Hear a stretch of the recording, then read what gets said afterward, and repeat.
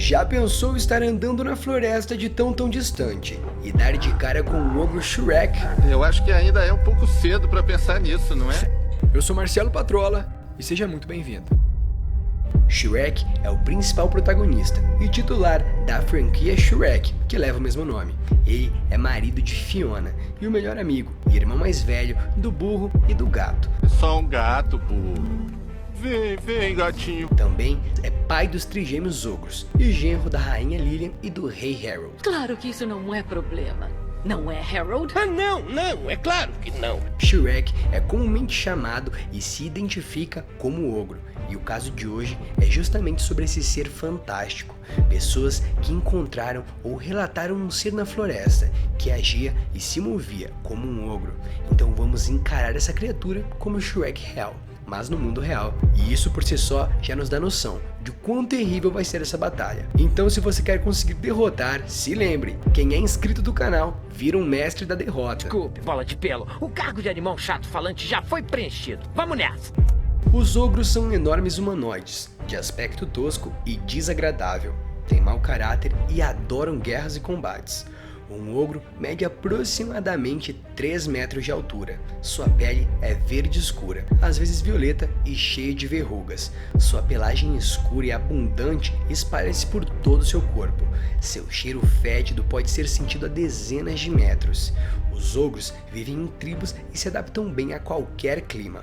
Alguns deles, entanto, preferem morar sozinhos e que podem ser encontrados em montanhas, pradarias e até mesmo em zonas desérticas. Um ogro vive de fazer emboscadas, expedições e pilhagens. Melhor pra fora do que pra dentro, né, Fiona? Sua inteligência não é muito elevada, pelo fato de que não utilizam muitas táticas de combate. Os ogros mais inteligentes se fazem facilmente como lideranças das tribos, conseguindo se destacar sem grande dificuldade. Eles são seres mesquinhos e que estão sempre à caça de humanos, elfos e até mesmo anões, para aprisionar e roubar todos os seus pertences. Estes prisioneiros são usados como escravos ou mesmo como alimentos nos piores dos casos.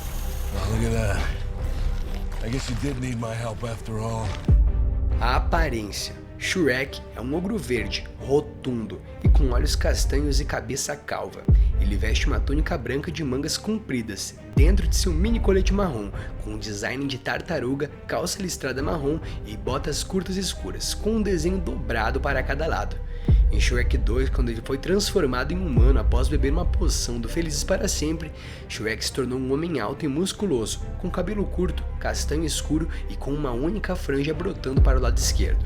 Ele também ganhou uma barba bem raspada. Quanto um humano, Shrek desconsiderou suas roupas agora largas, para pôr uma camisa de armadura marrom sem mangas, com uma guarnição verde-oliva e marcas de folhas, junto com uma túnica de mangas compridas.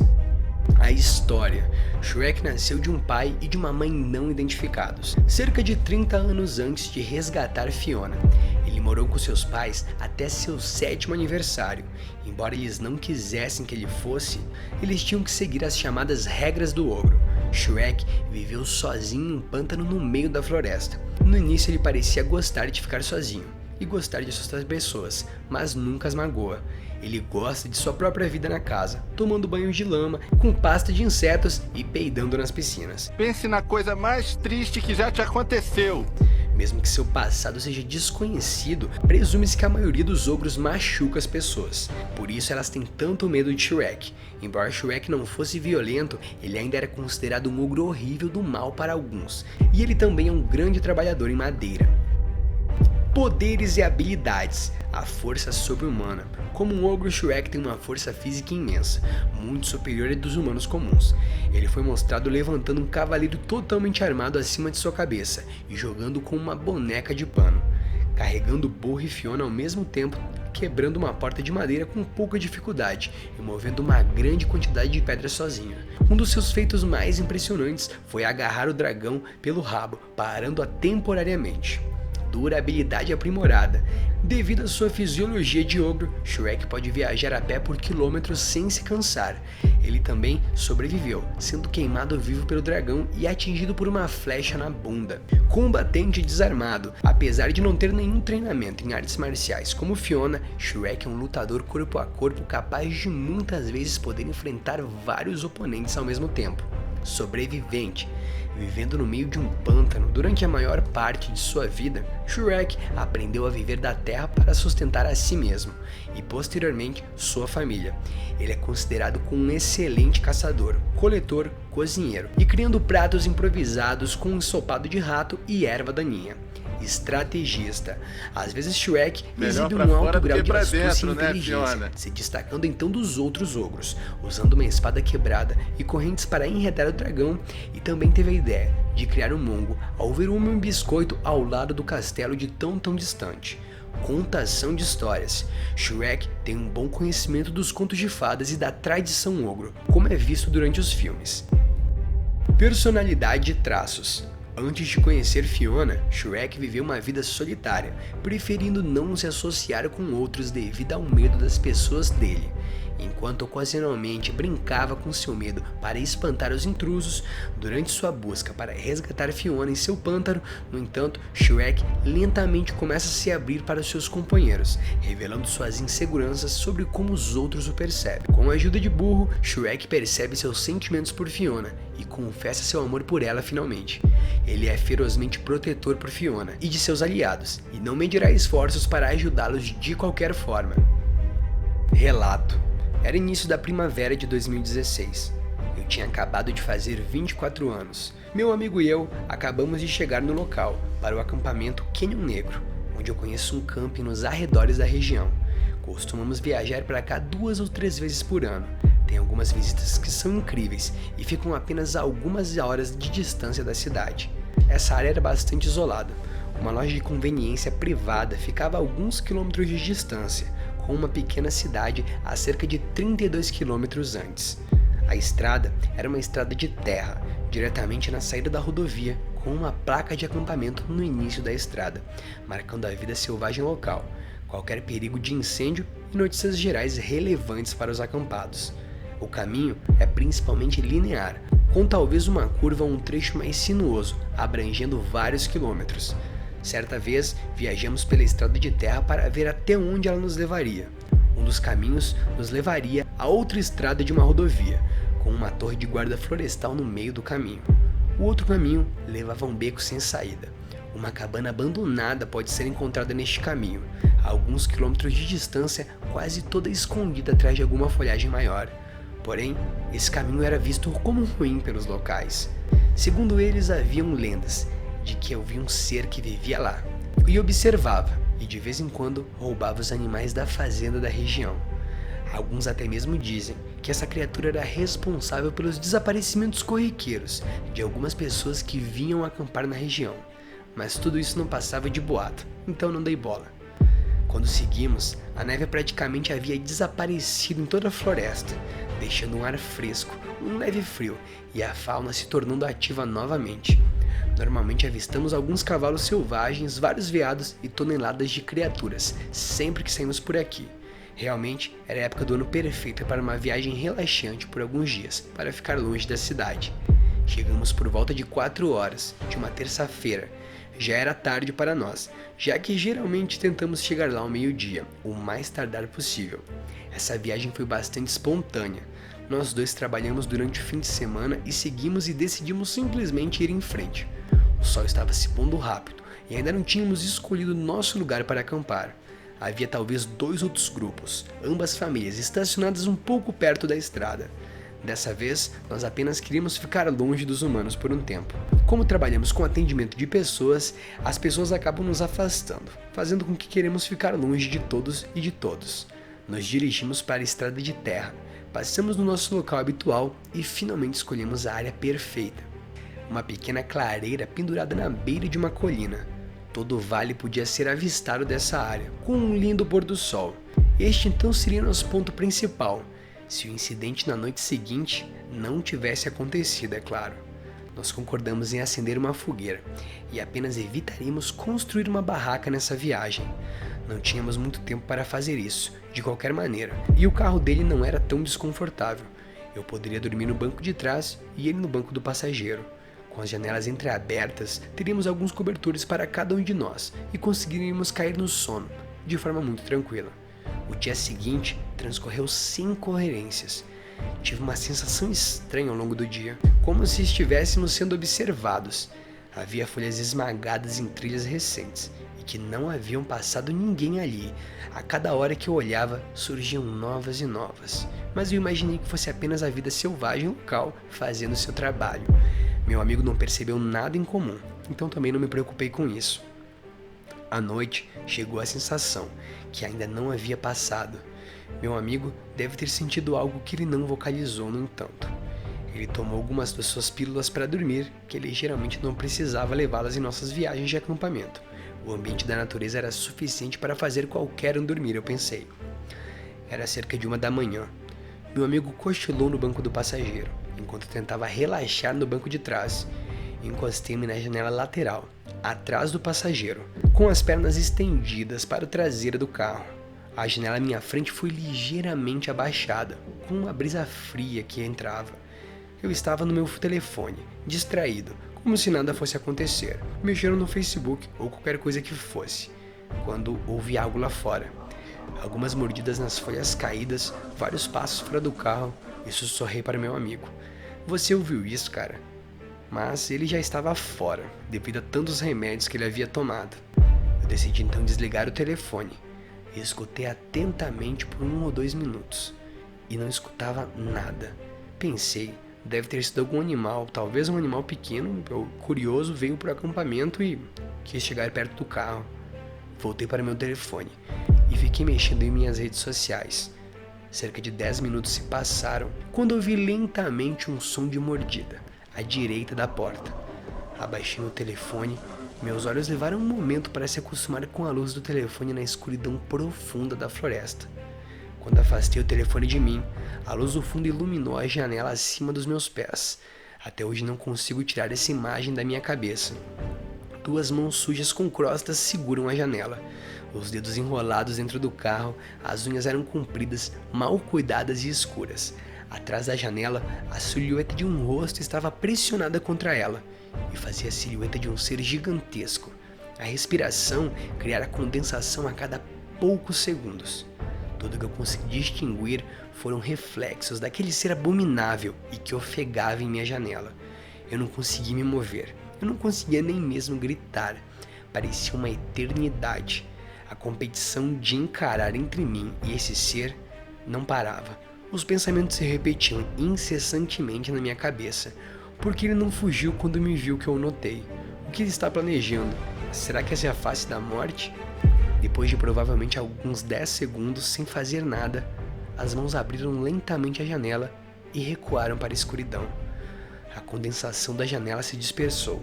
Mais alguns segundos se passaram antes que eu ouvisse o temido som de mordida, melodicamente desaparecendo à distância. Eu, então, apenas sentei lá e pensei o que diabos aconteceu. Por que eu não fiz nada? Porque eu ainda não estou fazendo nada. Com esse pensamento, meu corpo disparou em adrenalina. Eu bati no assento de meu amigo, acordando de seu sono e confuso ainda. E ele ainda estava muito confuso. Eu destranquei e chutei, abrindo a porta traseira. E levei um momento para examinar a área. Quem quer que fosse que estava ali, tinha sumido. Apenas quando olhei para trás e tentei ver entre as árvores, vi a silhueta daquele ser. Era um ser estranho. Era como se parecesse um humano deformado. Lutei para pegar qualquer material do acampamento importante que deixamos do lado de fora e simplesmente enfiei tudo no banco de trás e no porta-malas, olhando periodicamente por cima do ombro, ouvindo aqueles passos. Bati a porta dos fundos do carro e lá estavam eles. Uma lembrança sombria do horror que acaba de acontecer. A impressão das 2 mãos impressas na janela. Eu rapidamente as limpei na janela em pânico. Era como se fosse uma reação para apagar o evento, eu acho. Pulei para o banco da frente, liguei o carro e pulei para fora dali.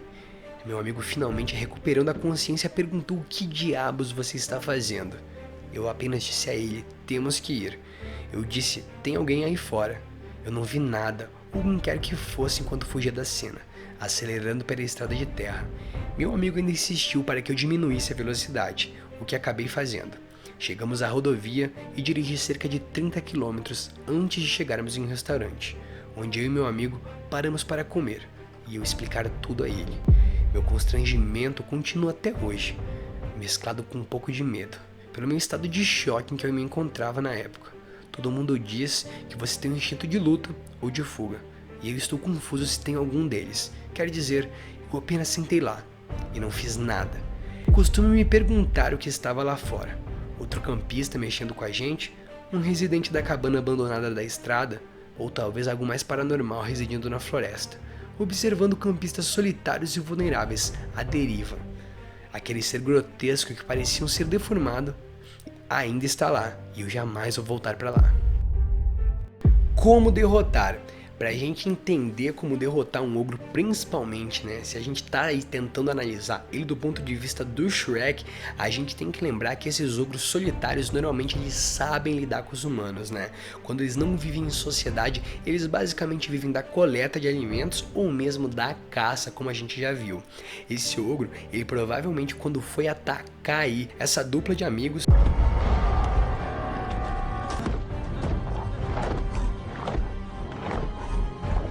quando ele percebeu que havia mais de um, né, que o outro estava dormindo, ele deve ter recuado, muito provavelmente. Afinal, ele não ia querer fazer um embate entre 3 pessoas. Ou seja, quando a gente começa a analisar a estratégia desse ogro, a gente começa a ver aí algumas lacunas. A primeira delas é quando ele disse que começou a perceber uma coisa estranha no ar, quando ele começou a perceber que não existiam tantos animais como devia ter naquela época. Aí é o primeiro sinal que a gente tem. Eles têm um cheiro muito característico, ou seja, conseguimos saber que eles estão perto, conseguimos sentir o cheiro desses seres mesmo à distância.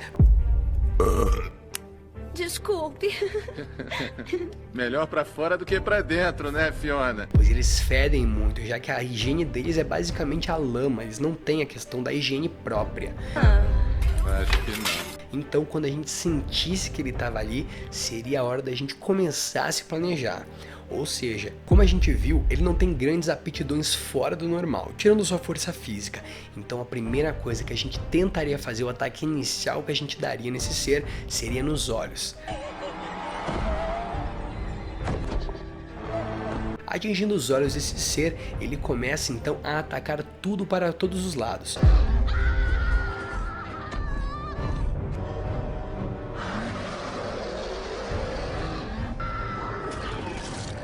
Ou seja, ele não consegue aí seguir apenas pela sua audição. Como vimos, ele não é dependente aí de super instintos. Justamente ele tem uma super força e um nível de habilidade de inteligência meramente alto, meramente elaborado.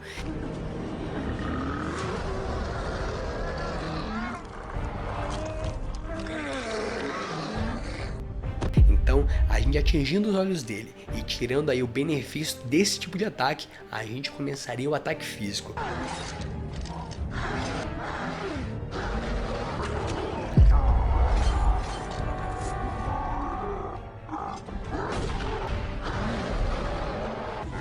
Com o nosso amigo mesmo dormindo, começaríamos a pegar as ferramentas que deixamos em volta e a atacar o ogro.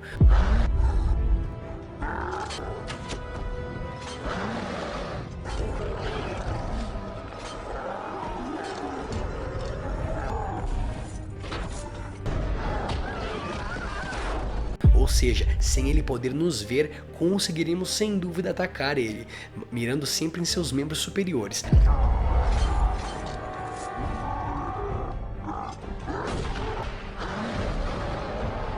Para que ele não pudesse agarrar a gente devido à sua força enormemente.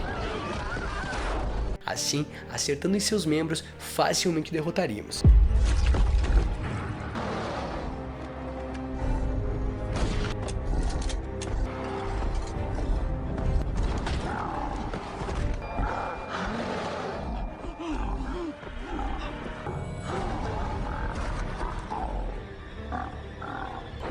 E assim derrotaríamos o terrível ogro Shrek.